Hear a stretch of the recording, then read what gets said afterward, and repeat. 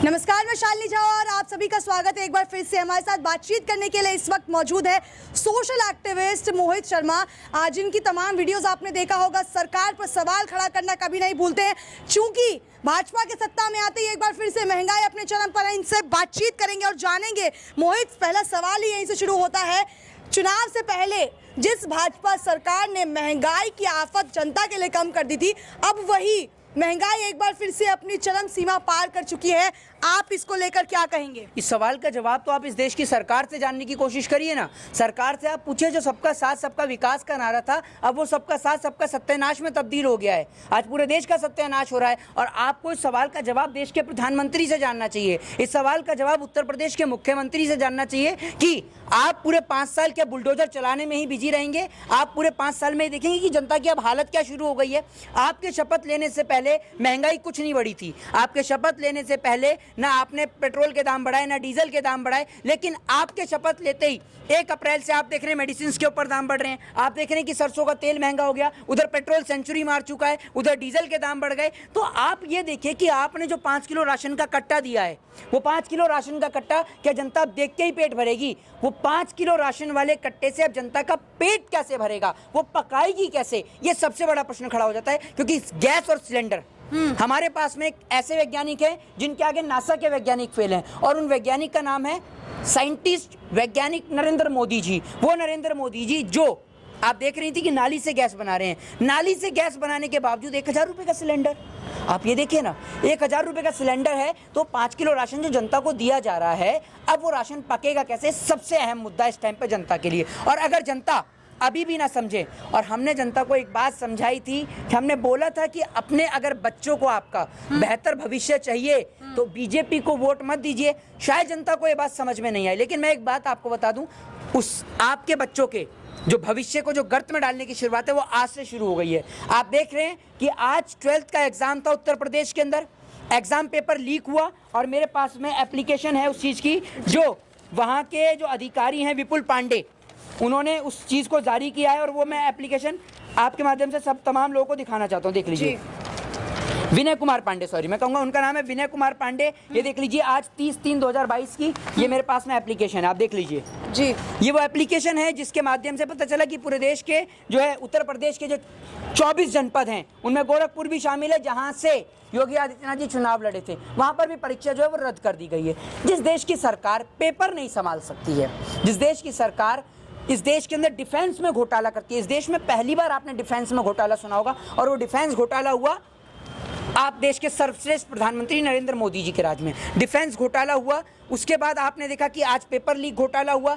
इनके सरकार के राज में नहीं चाहते कि आपके बच्चे पढ़ें लिखें आगे बढ़ें, ये चाहते हैं कि आपका बच्चा 5 किलो राशन के कट्टे पर निर्भर रहे। लेकिन मोहित, चुनाव से पहले जिस महंगाई पर भाजपा इतनी ज़्यादा वो थी कि आबरू थी, अब क्या हो गया कि चुनाव के बाद एकदम से महंगाई आ जाती है? अब क्या मतलब केवल जुमलेबाजी तो नहीं थी, केवल सत्ता में आने के लिए वो जुमला तो नहीं दिया गया था जनता को? महंगाई को लेके भी मेरे पास में कुछ चीज़ें हैं जो मैं आपको चाहूँगा कि आपके कैमरामैन के माध्यम से वो देश को दिखाएं। ये 2017 और आज मौजूदा 2021 की कंपैरिजन, 22 की कंपैरिजन चल रही है। आप देख लीजिए, सरसों का तेल 70 था, आज 200 रुपये लीटर पहुंच चुका है।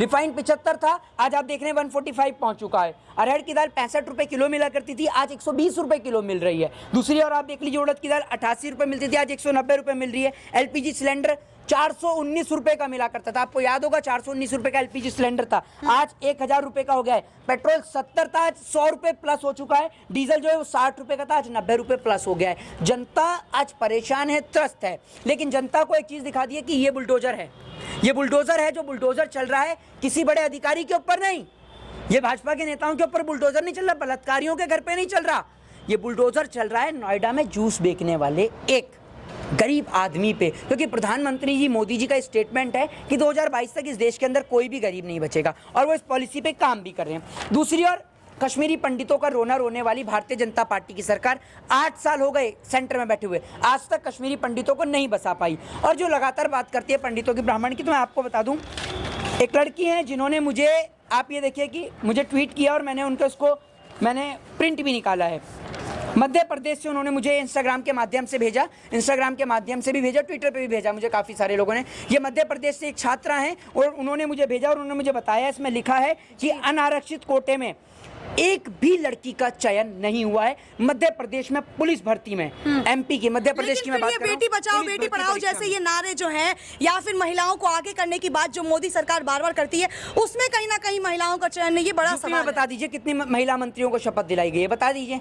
4 मंत्रियों के नाम गिना दीजिए इनको महिला मंत्रियों को शपथ दिलाई गई हो। महिलाओं की कोई बात नहीं इस देश के अंदर। महिला सशक्तिकरण की बात करते हैं, अरे महिला सशक्तिकरण तो आप बाद में करेंगे, पहले महिलाओं को सुरक्षित कीजिए। इस देश का एक स्कूल ऐसा नहीं होगा जहां पर बीजेपी की सरकार है और वहाँ की महिलाओं को, वहाँ की जो बहन बेटियां हैं, गरीब परिवार की जो बच्चियां, उनको मुफ्त में शिक्षा दी जाती हो या फिर उनको शिक्षा के तौर पर कुछ पैकेज दिया जाता हो।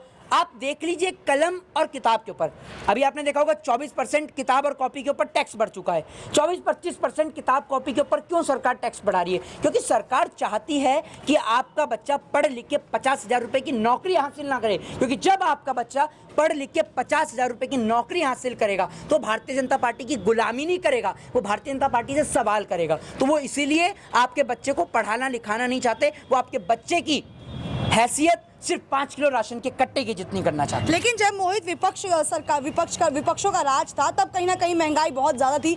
उस वक्त भाजपा के समर्थक हो या जनता कहीं ना कहीं सड़कों पर आ गई थी।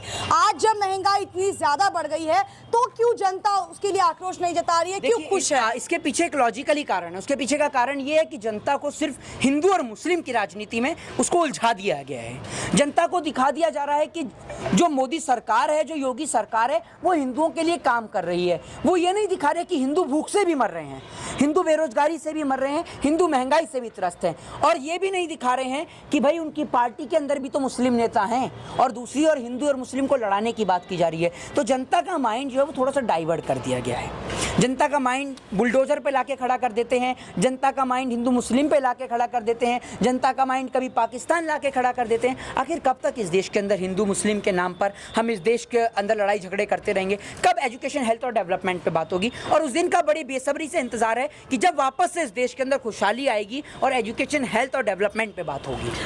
मोहित, खत्म करने से पहले एक आखिरी सवाल लूंगी। नितिन गडकरी ने हाल ही में एक बयान दिया है कि भारत के लोकतंत्र को बचाने के लिए कहीं ना कहीं कांग्रेस का मजबूत होना बहुत जरूरी है। उनके इस बयान पर आप नितिन गडकरी, आपके बयान से मैं पूर्ण रूप से सहमत हूं। नितिन गडकरी के कहने का अर्थ और तात्पर्य ये है कि जिस तरीके से एक मजबूत सत्ता का होना जरूरी है, उसी प्रकार से एक डेमोक्रेटिक कंट्री के अंदर एक मजबूत विपक्ष का भी होना जरूरी है। और डेमोक्रेटिक कंट्री उसी को कहते हैं जब सत्ता और विपक्ष दोनों होती हैं। लेकिन अमित शाह हो या नरेंद्र मोदी हो, वो हिटलरशाही और तानाशाह में भरोसा रखते हैं, इसीलिए वो लोकतंत्र प्रक्रिया को भी समाप्त कराना चाहते हैं। लेकिन अमित शाह तो कहते हैं कांग्रेस फ्री होना चाहिए भारत, और ये कांग्रेस मुक्त भारत, और ये कह रहे हैं कांग्रेस का मजबूत होना चाहिए। दो टूक तो भाजपा में नजर, भाजपा में दो टुक नहीं, वो जो माइंडेड और जो ब्रिलियंट नेता होंगे। नितिन गडकरी प्रधानमंत्री की कुर्सी के हकदार थे, लेकिन उनको पीएम नहीं बनाया गया। एक आदमी जो बांग्लादेश तक जाके झूठ बोलते हैं, प्रधानमंत्री हाई स्कूल के मेन जो उनके लीडर हैं प्रधानमंत्री। मैं आज एक बात खुले तौर पे कहता हूं कि मैं भारतीय जनता पार्टी की एक चीज में प्रशंसा करना चाहूंगा,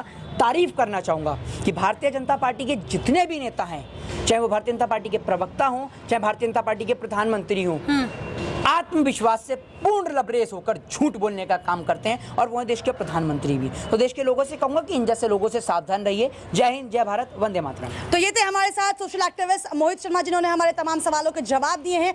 इस वीडियो पर आपकी क्या राय है कमेंट सेक्शन में बताएं। ऐसी खबरों के लिए हमारे चैनल के साथ बने रहें। धन्यवाद।